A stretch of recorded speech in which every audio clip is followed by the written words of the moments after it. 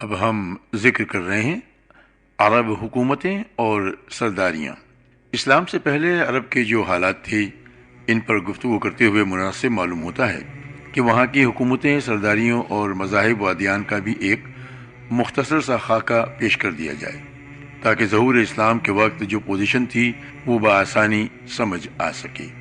جس وقت جزیرۃ العرب پر خورشید اسلام کی تابناک شعاعیں دو فغن ہوئیں، وہاں دو قسم کے حکمران تھے، ایک تاج پوش بادشاہ جو در حقیقت مکمل طور پر آزاد و خود مختار نہ تھے، اور دوسرے قبائلی سردار جنہیں اختیارات و امتیازات کے اعتبار سے وہی حیثیت حاصل تھی جو تاج پوش بادشاہوں کی تھی، لیکن ان کی اکثریت کو ایک مزید امتیاز یہ بھی حاصل تھا کہ وہ پورے طور پر آزاد و خود مختار تھے۔ تاج پوش حکمران یہ تھے: شاہان یمن، شاہان آل غسان یعنی شام، اور شاہان حرا یعنی عراق۔ باقیہ عرب حکمران تاج پوش نہ تھے۔ یمن کی بادشاہی عرب عربہ میں سے جو قدیم ترین یمنی قوم معلوم ہو سکی وہ قوم سبا ہے، اور عراق سے جو کتبات برآمد ہوئے ہیں ان میں 2500 سال قبل مسیح اس قوم کا ذکر ملتا ہے، لیکن اس کے عروج کا زمانہ 11 صدی قبل مسیح سے شروع ہوتا ہے۔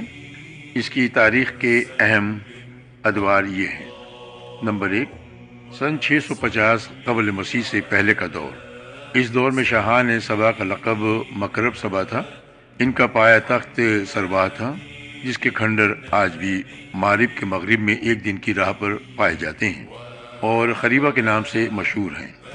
اسی دور میں معرب کے مشہور بند کی بنیاد رکھی گئی جسے یمن کی تاریخ میں بڑی اہمیت حاصل ہے۔ کہا جاتا ہے کہ اس دور میں سلطنت سبا کو اس قدر عروج حاصل ہوا کہ انہوں نے عرب کے اندر اور عرب سے باہر جگہ جگہ اپنی نو آبادیاں قائم کر لی تھیں۔ نمبر 2، یعنی 115 قبل مسیح سے 650 کا جو دور ہے، اس دور میں سبا کے بادشاہوں نے مکرب کا لفظ چھوڑ کر ملک یعنی بادشاہ کا لقب اختیار کر لیا اور سروا کی بجائے معرب کو اپنا دارالسلطنت بنایا۔ اس شہر کے کھنڈر آج بھی صنعا کے 60 میل مشرق میں پائے جاتے ہیں۔ نمبر 3، سن 115 قبل مسیح سے 300 عیسوی تک کا دور۔ اس دور میں سبا کی مملکت پر قبیلہ ہمیر کا غلبہ حاصل رہا اور اس کے مارب کی بجائے ریدان کو اپنا پایہ تخت بنایا۔ پھر ریدان کا نام ظفار پڑ گیا، جس کے کھنڈرات آج بھی شہر یریم کے قریب ایک مدور پہاڑی پر پائے جاتے ہیں۔ یہی دور ہے جس میں قوم سبا کا زوال شروع ہوا۔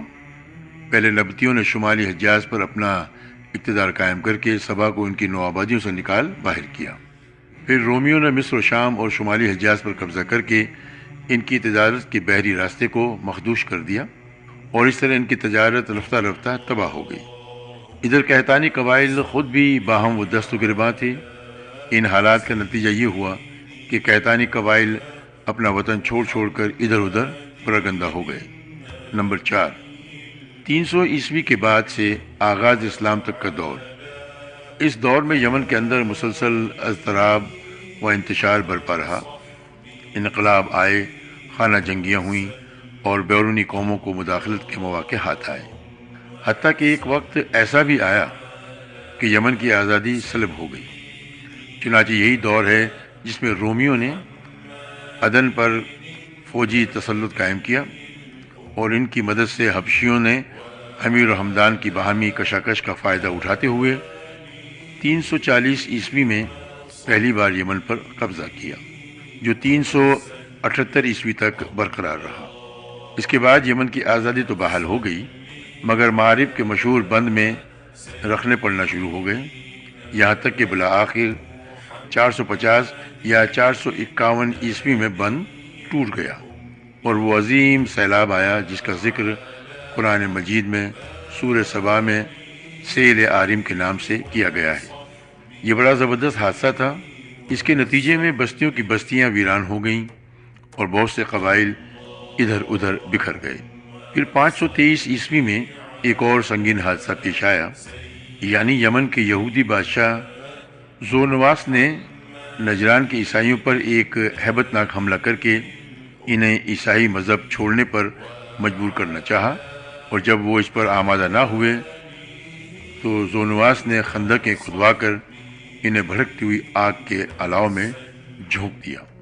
قرآن مجید نے سورہ بروج کی آیات قتل اصحاب الاخدود میں اسی لرزہ خیز واقعے کی طرف اشارہ کیا ہے۔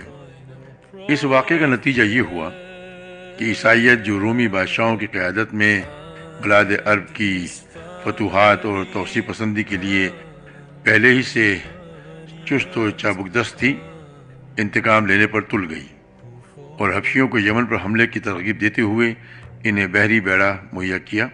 حبشیوں نے رومیوں کی شہ پا کر 625 عیسوی میں اریات کی زیر قیادت 70,000 فوج سے یمن پر دوبارہ قبضہ کر لیا۔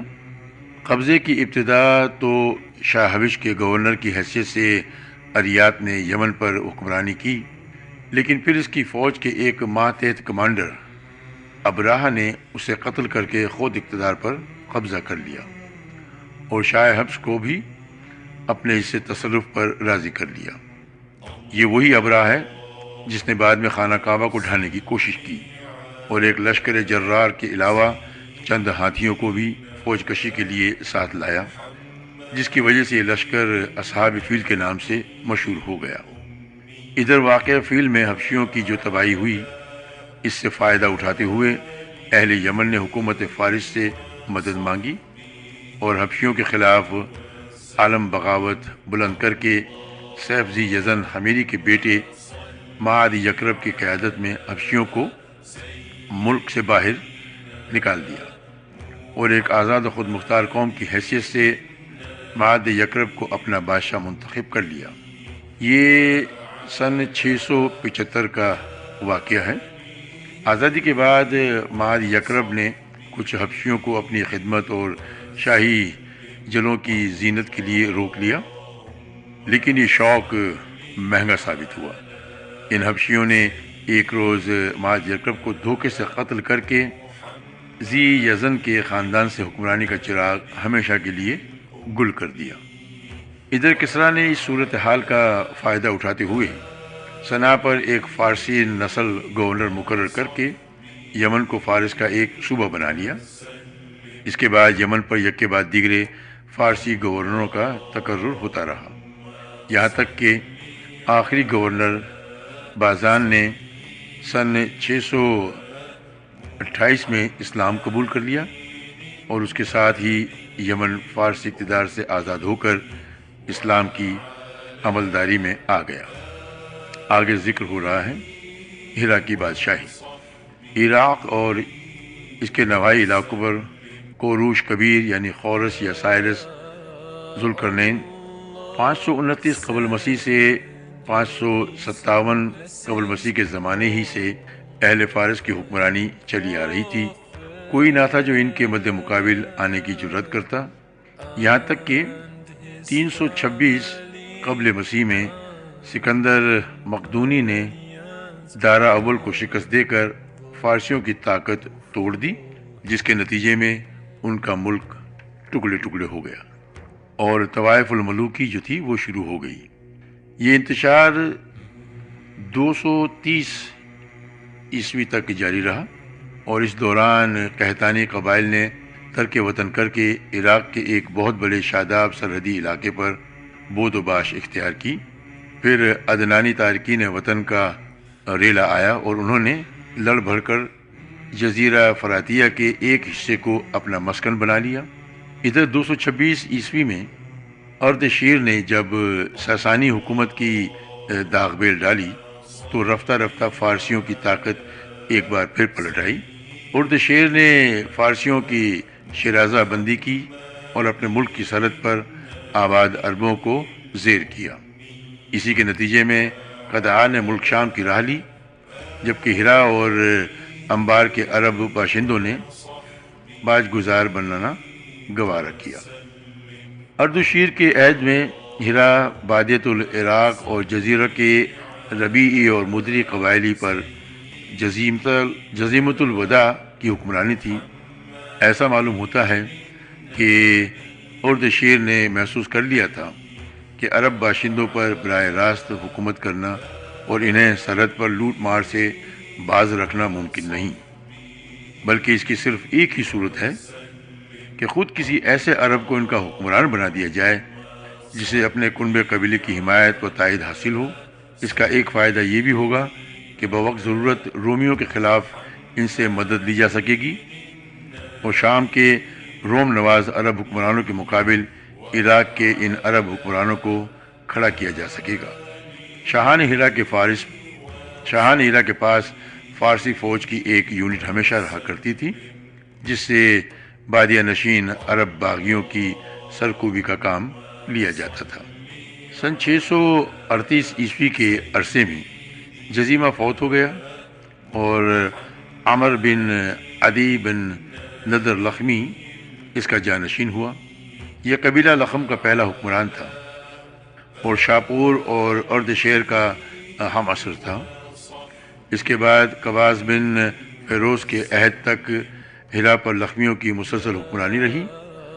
قواس کے عہد میں مذوق کا ظہور ہوا، جوابیت کا علم بردار تھا۔ قواس اور اس کی بہت سی رعایا نے مذوق کی ہم نوائی کی۔ پھر قواس نے ہرا کے بادشاہ منظر بن مال سما کو پیغام بھیجا کہ تم بھی یہی مذہب اختیار کر لو۔ منظر بڑا غیرت مند تھا، انکار کر بیٹھا۔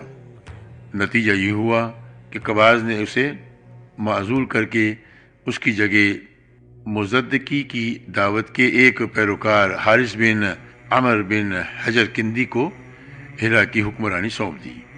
قواس کے بعد فارس کی بھاگ دوڑ کسریٰ نوشرواں کے ہاتھ آئی۔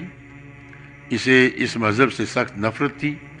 اس نے مذوق اور اس کے ہم نواؤں کی ایک بڑی تعداد کو قتل کرا دیا، منظر کو دوبارہ ہرا کا حکمران بنا دیا اور حارث بن عمر کو اپنے ہاں بلا بھیجا، لیکن وہ بنو کلب کے علاقے میں بھاگ گیا اور وہیں اپنی زندگی گزار دی۔ منظر بن ماسمع کے بعد نعمان بن منظر کے عہد تک ہرا کی حکمرانی اسی کی نسل میں چلتی رہی۔ پھر زید بن عدی عبادی نے کسریٰ سے نعمان بن منظر کی جھوٹی شکایت کی۔ کسریٰ بھڑک اٹھا اور نعمان کو اپنے پاس طلب کیا۔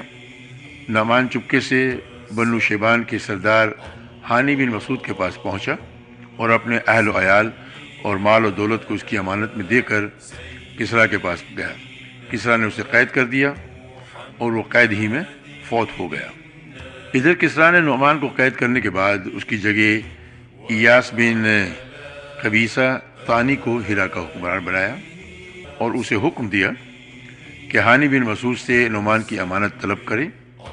ہانی غیرت مند تھا، اس نے صرف انکار ہی نہیں بلکہ اعلان جنگ بھی کر دیا۔ پھر کیا تھا، ایاس اپنے جلو میں کسریٰ کے لاؤ لشکر اور مرز بانوں کی جماعت لے کر روانہ ہوا اور ذیقار کے میدان میں فریقین کے درمیان گھمسان کی جنگ ہوئی، جس میں بنو شیبان کو فتح حاصل ہوئی اور فارسیوں نے شرمناک شکست کھائی۔ یہ پہلا موقع تھا جب عرب نے عجم پر فتح حاصل کی تھی۔ یہ واقعہ نبی اکرم صلی اللہ علیہ وسلم کی پیدائش کے تھوڑے ہی دنوں بعد کا ہے۔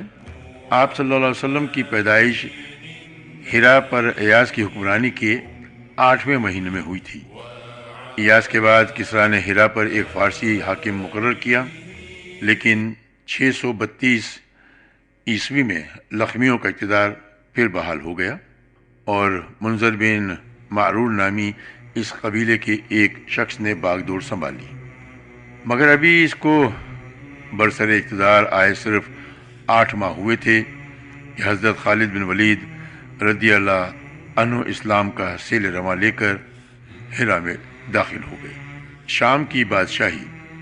جس زمانے میں عرب قبائل کی ہجرت زوروں پر تھی، قبیلہ قیدہ کی چند شاخیں حدود شام میں آ کر آباد ہو گئیں۔ ان کا تعلق بنی سلیم بن حلوان سے تھا اور انہی میں سے ایک شاخ بنو دجعم بن سلیم تھی، جسے دجائمہ کے نام سے شہرت حاصل ہوئی۔ خدا کی اس شاخ کو رومیوں نے صحرائے عرب کے بدوؤں کو لوٹ مار روکنے اور فارسیوں کے خلاف استعمال کرنے کے لیے اپنا ہم نوا بنایا ہوا تھا اور اسی کے ایک فرد کے سر پر حکمرانی کا تاج رکھ دیا۔ اس کے بعد مدتوں ان کی حکمرانی رہی۔ ان کا مشہور ترین بادشاہ زیاد بن حبلہ گزرا ہے۔ اندازہ کیا گیا ہے کہ دجائمہ کا دور حکومت پوری دوسری صدی عیسوی پر محیط رہا ہے۔ اس کے بعد اس دیار میں آل غسان کی آمد ہوئی اور دجائمہ کی حکمرانی جاتی رہی۔ آل غسان نے بنو دجعم کو شکست دے کر ان کی ساری قلمروں پر قبضہ کر لیا۔ یہ صورتحال دیکھ کر رومیوں نے بھی آل غسان کو دیار شام کے عرب باشندوں کا بادشاہ تسلیم کر لیا۔ آل غسان کا پایہ تخت دومت الجندل تھا اور رومیوں کے اعلیٰ کی حیثیت سے دیار شام پر ان کی حکمرانی مسلسل قائم رہی تاکہ خلافت فاروقی میں 13 ہجری میں یرموک کی جنگ پیش آئی اور آل غسان کا آخری حکمران جبلہ بن ایم حلقہ بگوش اسلام ہو گیا، اگرچہ اس کا غرور اسلامی مساوات کو زیادہ دیر تک برداشت نہ کر سکا اور وہ مرتد ہو گیا۔ حجاز کی عمارت۔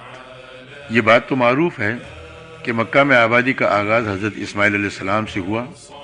آپ نے 137 سال کی عمر پائی اور تا حیات مکہ کے سربراہ اور بیت اللہ کے متولی رہے۔ آپ کے بعد آپ کے 2 صاحبزادگان نابت پھر قیدار یا قیدار پھر نابت یک کے بعد دیگرے مکہ کے ولی ہوئے۔ ان کے بعد ان کے نانا مداد بن عمر جرہمی نے زمام کار اپنے ہاتھ میں لے لی اور اس طرح مکے کی سربراہی بنو جرہم کی طرف منتقل ہو گئی اور ایک عرصے تک انہیں کے ہاتھ میں رہی۔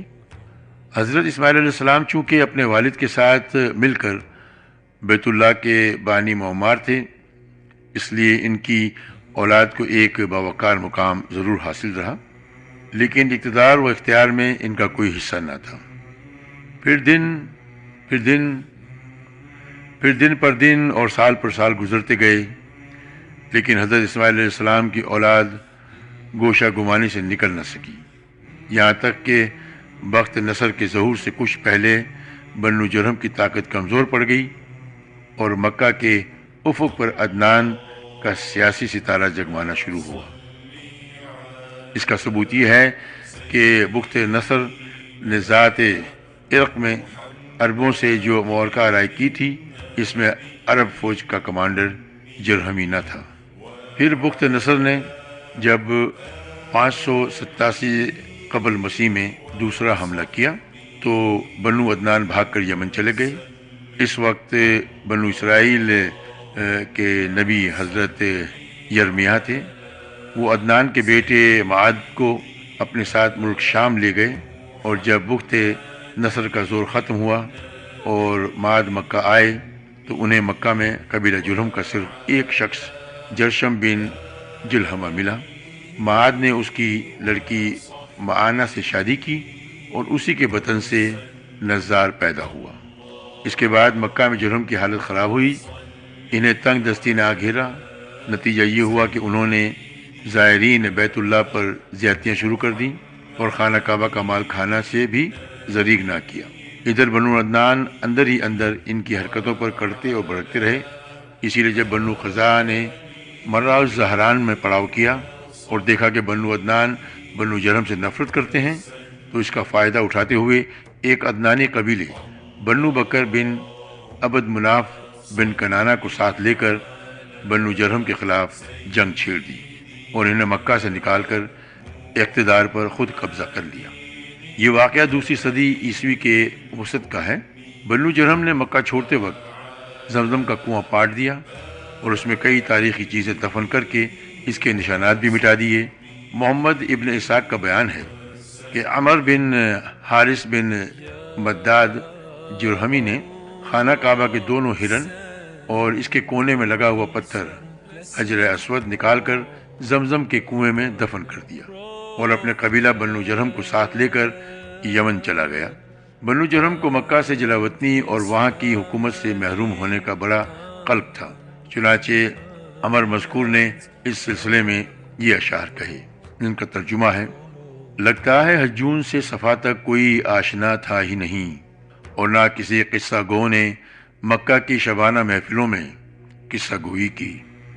کیوں نہیں، یقیناً ہم ہی اس کے باشندے تھے، لیکن زمانے کی گردشوں اور ٹوٹی ہوئی قسمتوں نے ہمیں اجاڑ پھینکا۔ حضرت اسماعیل علیہ السلام کا زمانہ تقریباً 2000 قبل مسیح، اس حساب سے مکہ میں قبیلہ جرہم کا وجود کوئی 2100 برس تک رہا، اور ان کی حکمرانی لگ بھگ 2000 برس تک رہی۔ بنو خزاعہ نے مکہ پر قبضہ کرنے کے بعد بنو بکر کو شامل کیے بغیر تنہا اپنی حکمرانی قائم کی۔ البتہ 3 اہم امتیازی مناصب ایسے تھے جو مدری قبائل کے حصے میں آئے۔ نمبر 1، حاجیوں کو عرفات سے مزدلفہ لے جانا، اور یوم النفر یعنی 13 ذی الحجہ کو، جو کہ حج کے سلسلے کا آخری دن ہے، منا سے روانگی کا پروانہ دینا۔ یہ اعزاز الیاس بن بدر کے خاندان بنو غوث بن مرہ کو حاصل تھا، جو صوفہ کہلاتے تھے۔ اس اعزاز کی توضیح یہ ہے کہ 13 ذی الحجہ کو حاجی کنکری نہ مار سکتے تھے جب تک کہ پہلے صوفہ کا ایک آدمی کنکری نہ مار لیتا۔ پھر حاجی کنکری مار کر فارغ ہو جاتے اور منا سے روانگی کا ارادہ کرتے تو صوفہ کے لوگ منا کے واحد گزرگاہ عقبہ کے دونوں جانب گھیرا ڈال کر کھڑے ہو جاتے، اور جب تک خود گزر نہ لیتے کسی کو گزرنے نہ دیتے۔ ان کے گزر لینے کے بعد بقیہ لوگوں کے لیے راستہ جو تھا خالی ہوتا۔ جب صوفہ ختم ہو گئے تو یہ اعزاز بنو تمیم کی ایک خاندان بنو سعد بن زید منات کی طرف منتقل ہو گیا۔ نمبر 2، 10 ذی الحجہ کی صبح کو مزدلفہ سے منا کی جانب افادہ روانگی، یہ اعزاز بنو عدوان کو حاصل تھا۔ نمبر 3، حرام مہینوں کو آگے پیچھے کرنا، یہ اعزاز بنو کنانہ کی ایک شاخ بنو تمیم بن عدی کو حاصل تھا۔